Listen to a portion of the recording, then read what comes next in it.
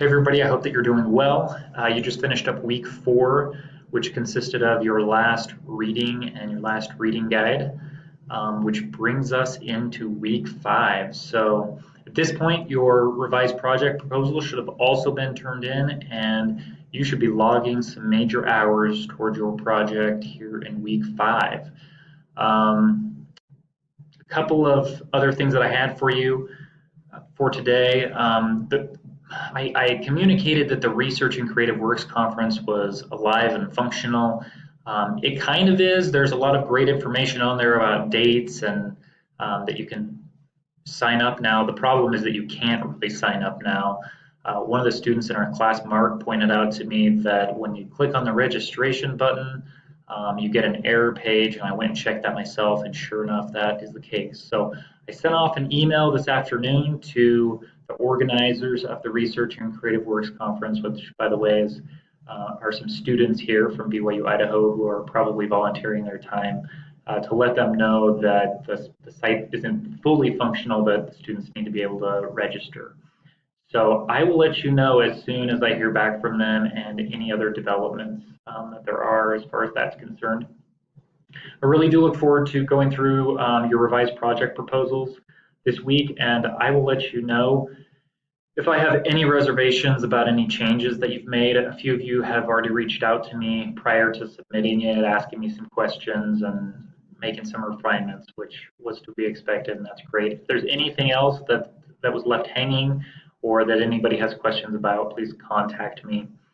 So remember that at this point, you have 2 other mentor meetings that need to happen by the end of the semester. The next one, you'll need to report on that in week 8.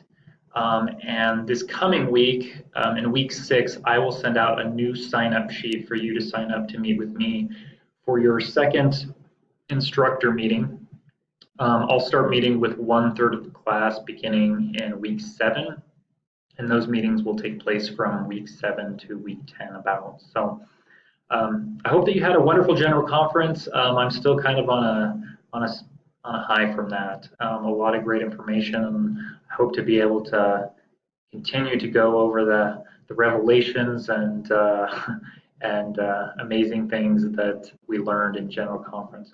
One thing that's really stuck out to me lately through conference, even last conference, was how President Nelson keeps talking about how we need to prepare for the second coming and the need to make temple worship a regular part of our lives and try to be consistent with that. So that's something that I'm working on.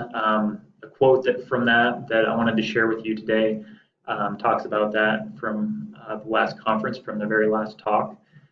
President Nelson said, "My dear brothers and sisters, the assaults of the adversary are increasing exponentially in intensity and variety. Our need to be in the temple on a regular basis has never been greater.